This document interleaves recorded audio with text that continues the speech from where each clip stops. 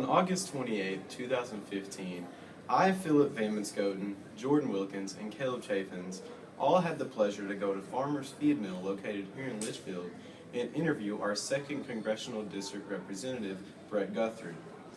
We would like to say thank you to Brett Guthrie himself and GCHS for letting us have this amazing opportunity. Please enjoy the video. All right, go ahead. What are your plans to help the healthcare system rebuild or reform Obamacare? Well, there's a couple of things. Of course, I'm in the House of Representatives, and we've tried to repeal the health care bill, because I don't think in the end it will work. I was just talking to somebody just a minute ago here in a meeting about the expansion of Medicaid and how expensive it's going to be, and it's $200 million out of the state of Kentucky's budget estimated in a few years. So as long as we have the president of the White House, he's not going to sign that bill. I mean, I understand that. So we're trying to, what kind of things can we fix? And the bill is very, it hurts small businesses because it mandates that they provide health insurance, but also mandates they provide real expensive plans. So I actually have a bill. It's bipartisan. I've got people from 2 really strong members of the Democratic Party helping me try to, because they're hearing from their small businesses too. It's going to affect them. And so what we're trying to do now is I would love to see it repealed and replaced with a better bill, but in the meantime, try to fix things that we can fix. We had several teachers that wanted me to talk to you about this next one. Okay. What are your comments on teachers not having retirement funds and Social Security? Well, teachers aren't in the Social Security system. That's, the state is working with the teacher retirement, and that's going through the state legislature. And so it was interesting. I was talking to some state officials yesterday, I guess 2 nights ago. They were talking about teachers' retirement and the issue of teacher retirement in Frankfurt. And I said this to them. I used to be in state government, so I get it. I said, you can't treat teacher retirement, and they're exactly right, like you treat state government employer retirement, where they're trying to reform that as well, because teachers' retirement is also their Social Security. So anybody that talks about reforming and changing and improving teachers' retirement, which we need to do, has to first acknowledge that teachers don't draw Social Security on what they pay into the system. And so fixing teachers' retirement is a far different proposition than fixing state employer retirement. And so that just needs to be acknowledged. I wish there was a way we could bring teachers into the Social Security system.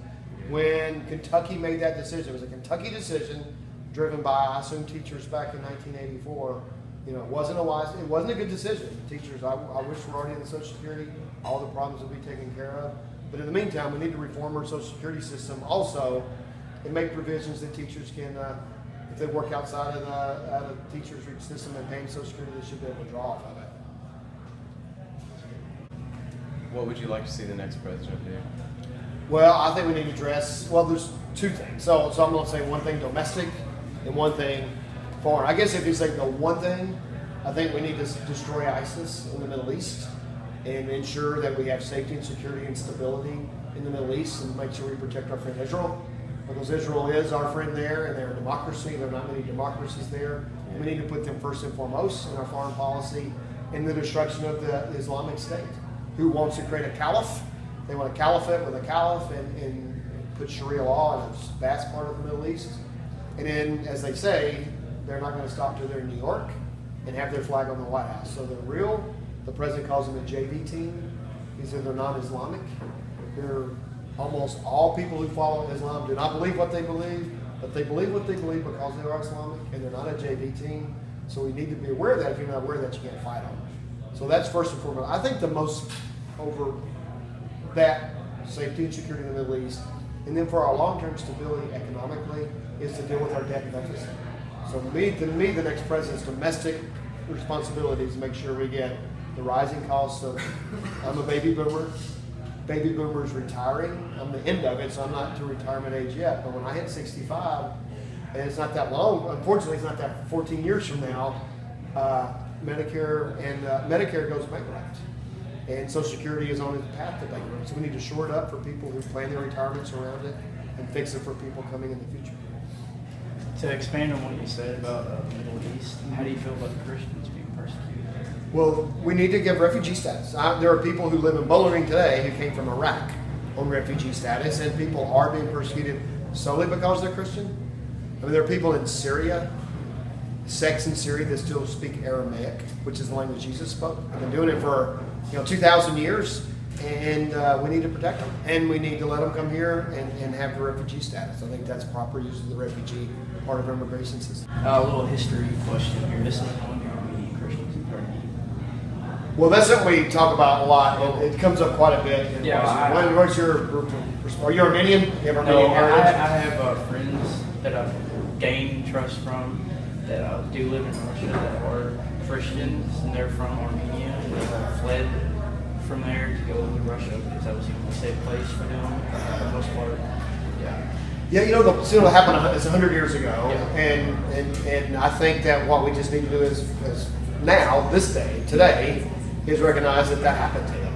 Yeah, because I realized that the United States has not yet done that. Yeah. Was it because of Turkey? Because it's a substantial ally. I'm not sure why back in the day they didn't say this is whatever. I know they're trying to get it acknowledged even 100 years later. Yeah. But I'm very clear to say that Armenians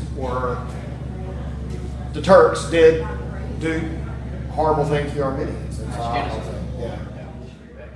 This state, this county, and your district. Well, I met with the plant managers today, so it's good to talk about. And the things that we can do from the federal level, a lot of the plant managers that I talked to today from Grayson County said, for them to expand and for them to look at expanding into, it's getting a capable, skill-ready workforce. So it was interesting. So I was actually today sat with the superintendent of schools, former superintendent of schools, and plant managers, and talk about how we can make sure. And from the federal level, it really would come through us reforming No Child Left Behind. It also come through the Workforce Investment Act we just passed to make sure that not only do businesses have access to employees so they can expand, but employees have skills to bring to the table so the business can pay them the kind of wages where they can have a middle-class income. Teacher, his name's J.D. Paxton. Okay. He mentioned about is there anything or talks about Congress about repealing Common Core, which I know that's on a state level, but I know all the little details about it. About Common Core, so each state gets to decide what they teach. That's my view. So each state gets to decide what they teach, and so each state has the ability to decide whether to or not to do Common Core. Now, having said that, when President Obama came to office, he and his Secretary of Education started saying, "Here's your federal money, raised to the top, and to do federal money, you have to do Common Core." Yeah. And so what I think is that none of it should be tied to the federal government.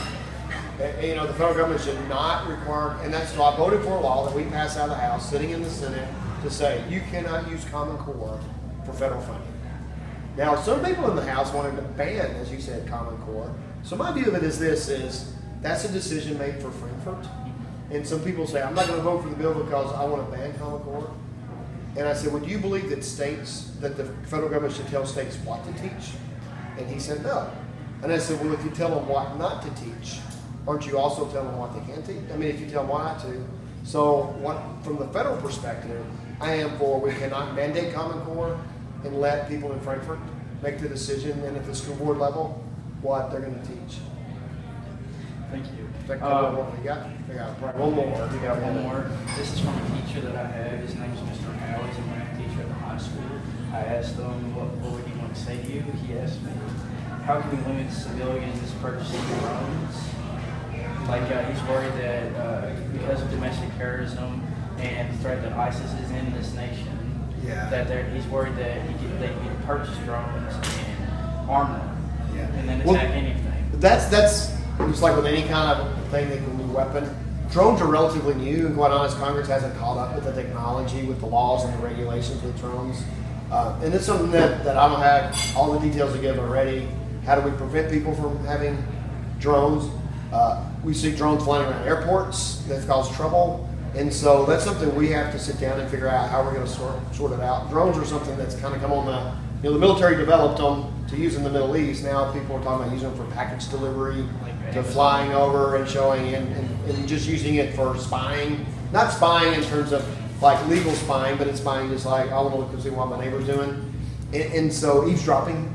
And so we do need to have a regime of regulations and laws and that limit how people use that. And that's not been developed yet. It's kind of new technology. Actually, when you said that, it made me think. I actually read something that apparently a guy from Louisville, apparently he's the first American to ever shoot a drone with a second weapon. Yep, that happened. Yeah, I can't remember his name. I can't remember. I think it's in Spencer County. No, it was in Louisville. Louisville, right next to East Louisville. Okay. Yeah, he's from Jefferson County. Yeah, that did happen. That did happen. And I guess he'll be a folk hero or something. Because I mean, I remember hearing a guy from Fox News saying, whoever shoots down the first drone with a second weapon will be a folk hero. That happened, yeah. Well, Thanks a lot. Thanks for having me here. Thanks.